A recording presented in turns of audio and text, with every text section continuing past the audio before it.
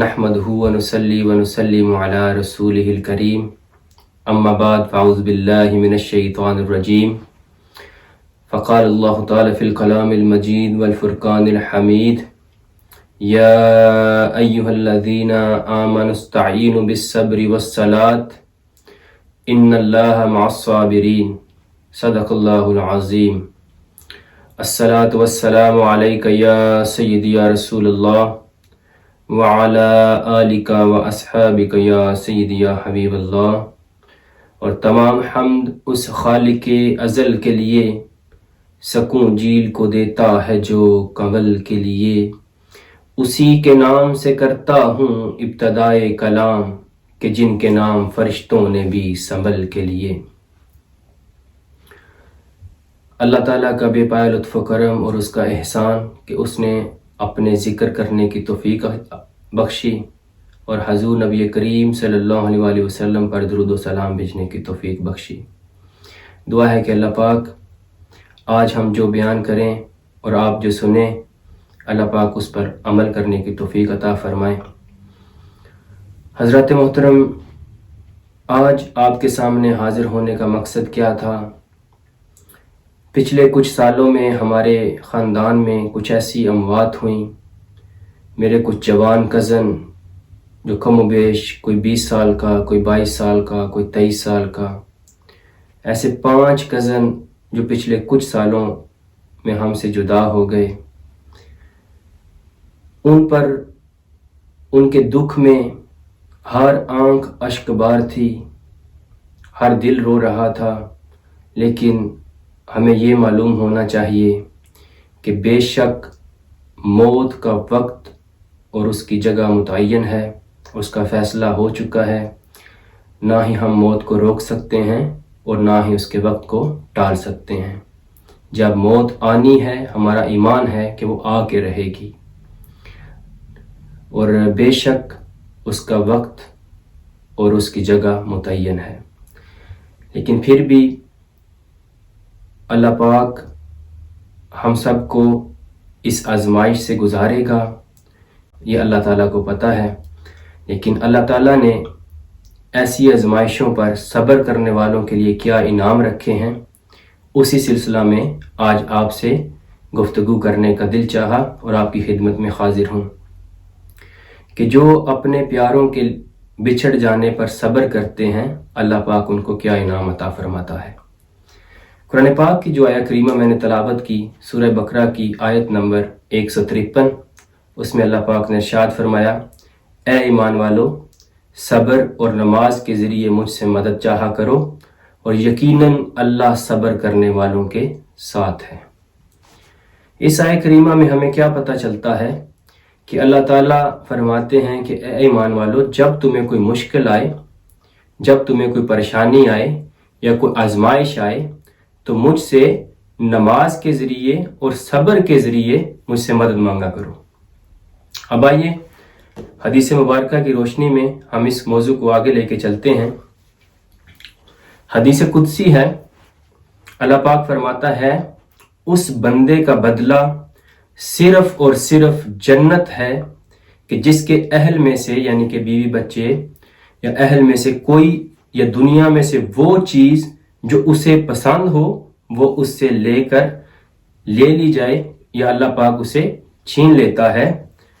تو اس کا بدلہ صرف اور صرف جنت ہے. کہ کوئی ایسی چیز جس سے ہم محبت کرتے ہیں اور جس سے ہمیں بہت لگاؤ ہوتا ہے، جب وہ اللہ پاک لے لیتا ہے، اس کے بدلے اللہ پاک اس بندے کے لیے جنت لکھتا ہے. لیکن شرط یہ ہے کہ وہ صبر کرے، اور صبر کا اتنا اجر ہے کہ اللہ پاک فرماتا ہے کہ جب بھی اس سے کوئی ایسی چیز لی جائے جس سے وہ بے پناہ محبت کرتا ہے، تو اس صبر کے بدلے اگر وہ انسان صبر کرتا ہے، اللہ پاک اسے جنت دے دیتا ہے. جب اس سے وہ چیز لے لی جاتی ہے تو بندہ اگر یہ دعا کرے کہ اللہ بے شک یہ تیری چیز تھی، تو نے لے لی، اب اس کا اچھا نعم البدل عطا فرما، تو اللہ پاک اسے جنت الفردوس عطا فرماتا ہے. آئیے آگے بڑھتے ہیں. حدیث نمبر 2 میں حضور نبی کریم صلی اللہ علیہ وسلم نے فرمایا کہ جس کی اولاد اس دنیا سے انتقال کر جائے اور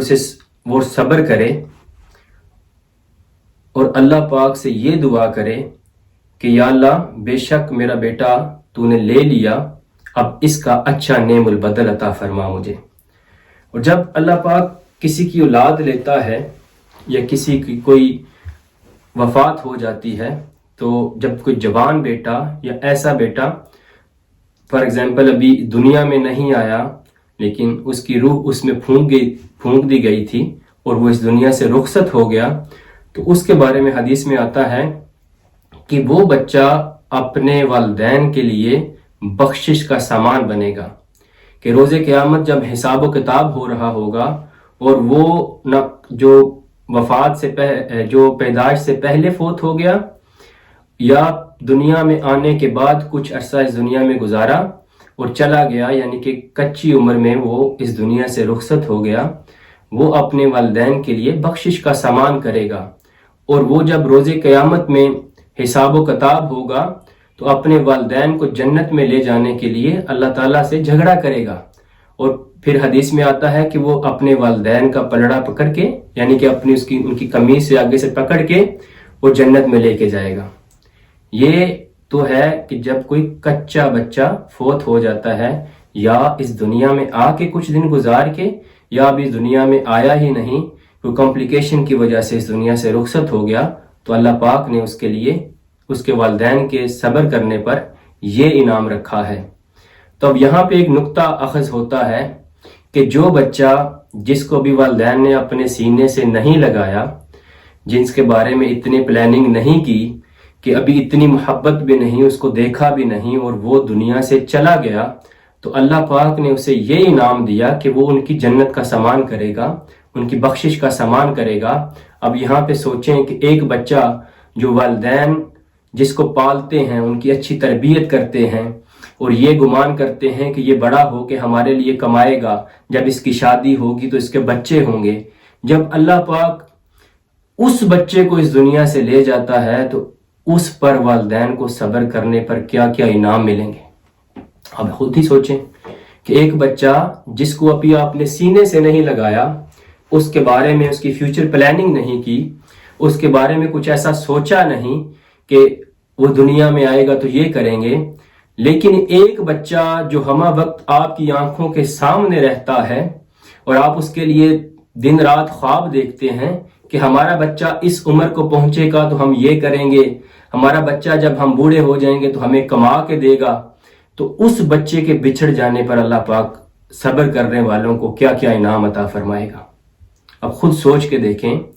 کہ جب ایسا بچہ جس کو 18، 20، 22، 25 سال والدین نے پالا اور وہ اللہ تعالیٰ کی رضا تھی، اللہ تعالیٰ نے اس کا ٹائم مقرر کیا ہوا تھا، اور بے شک مال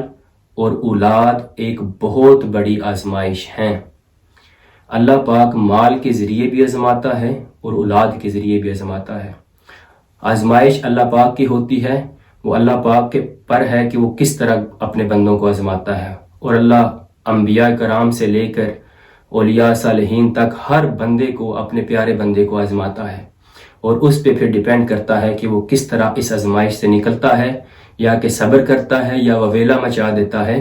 یا اللہ تعالیٰ سے گلہ و شکوہ شروع کر دیتا ہے۔ یہ پھر بندے پہ ڈیپینڈ کرتا ہے اور اس کے ایمان پہ ڈیپینڈ کرتا ہے کہ وہ اللہ پہ کتنا یقین رکھتا ہے، اللہ پہ کتنا کامل یقین رکھتا ہے کہ وہ اللہ اپنے ہر نقصان پر یہ کہتا ہے کہ الحمدللہ یہ اللہ کی رضا تھی، اللہ نے یہی لکھا ہوا تھا اور یہ ہو گیا۔ اب اس پر ایک اور حدیث مبارکہ ہے کہ جب اللہ تعالیٰ جب فرشتے روح قبض کر کے لے جاتے ہیں کسی کے بچے کی، تو فرشتے جب جاتے ہیں تو اللہ پاک پوچھتا ہے کہ اے فرشتوں، کیا تو فلاں بندے کا دل کا ٹکڑا، جگر کا ٹکڑا لے آئے ہو؟ تو فرشتے عرض کرتے ہیں یا باری تعالیٰ جی ہم لے آئے ہیں۔ تو اللہ پاک فرماتا ہے کہ میرے بندے نے کیا کہا، میرے بندے کا ریئیکشن کیا تھا، میرے بندے کے منہ سے کیا الفاظ نکلے۔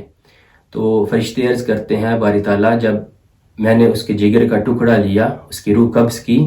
تو جب لوگ اس کے پاس آئے تو وہ تو تیری حمد بیان کر رہا تھا، یعنی کہہ رہا تھا انا للہ و انا الیہ راجعون، کہ بے شک یہ اللہ کی چیز تھی، اللہ پاک نے، اور اسے اللہ پاک کی طرف ہی جانا تھا اور بے شک اللہ کی طرف چلے گی۔ اللہ پاک کو یہ جملہ اتنا پسند آتا ہے اور فرشتوں سے کہتا ہے کہ میرے اس بندے کے لیے جنت میں ایک محل بنا دو، اس محل پہ تختی لگاؤ، اس تختی پہ لکھو بیت الحمد، اور یہ اس بندے سے منسوب کر دو، کہ یعنی کہ اس بندے نے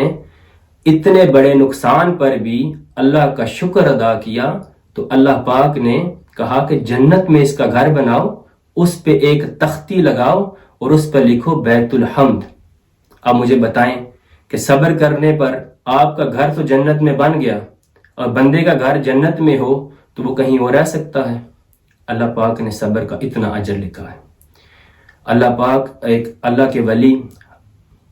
حضرت سنان رضی اللہ تعالیٰ ابو سنان رضی اللہ تعالیٰ عنہ کہتے ہیں کہ ان کا بیٹا فوت ہو گیا تو وہ قبر پر جا کر دعا کیا کرتے ہیں؟ وہ دعا یہ کرتے ہیں کہ اے باری تعالیٰ، میرا بیٹا تیری رضا سے تیرے پاس چلا گیا، اب اس نے زندگی میں جو مجھ سے گستاخیاں کی یا کوتاہیاں کی میں معاف کرتا ہوں، یا اللہ تو بھی اسے معاف کر دے، تو بھی اسے معاف کر دے مولا، میں تو ایک گنہگار بندہ ہوں، میرے ساتھ اس نے جو بھی کیا، میری وفاداری میں، میری عزت میں کوئی کمی کی، کوئی کوتاہی کی، میں اسے معاف کرتا ہوں،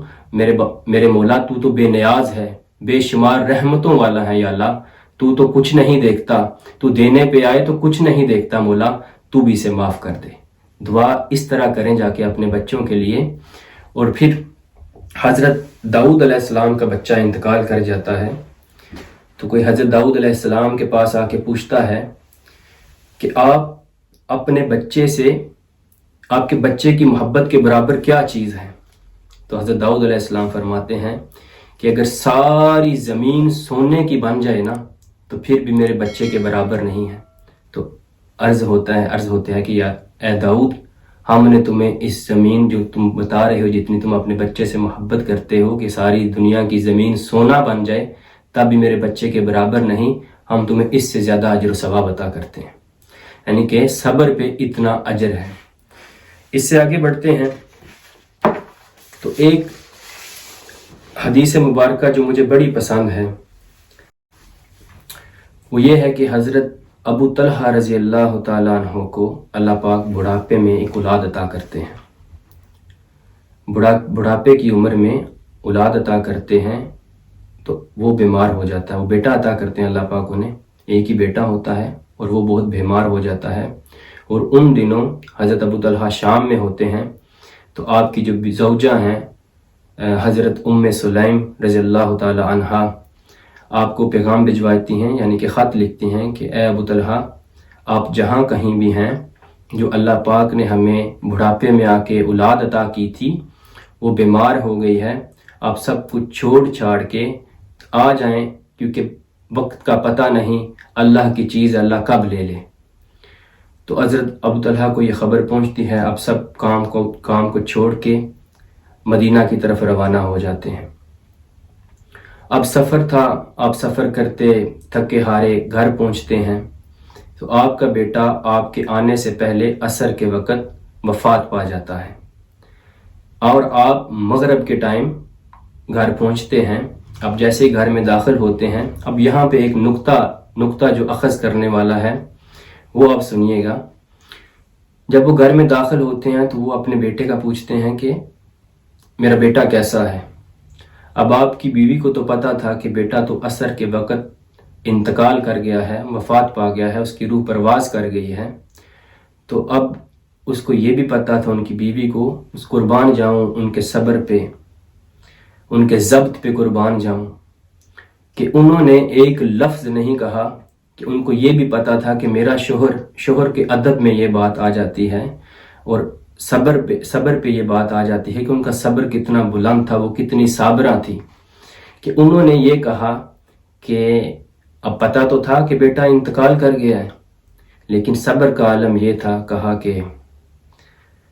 آپ کے بیٹے کی سانس کو اب آرام ہے، اب اس کی سانس کو آرام آ گیا۔ تو حضرت ابو طلحہ کو کچھ سمجھ نہ لگی، لیکن ان کی بیوی نے کیونکہ بات ایسے کی کہ اس کی سانس کو آرام ہے، تو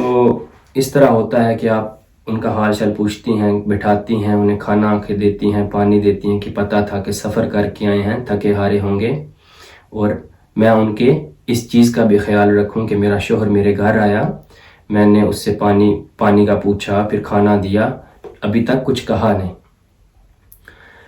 جب کھانا کھا چکے، آپ نے تھوڑا آرام کر لیا، تو آپ حضرت ابو طلحہ سے پوچھتی ہیں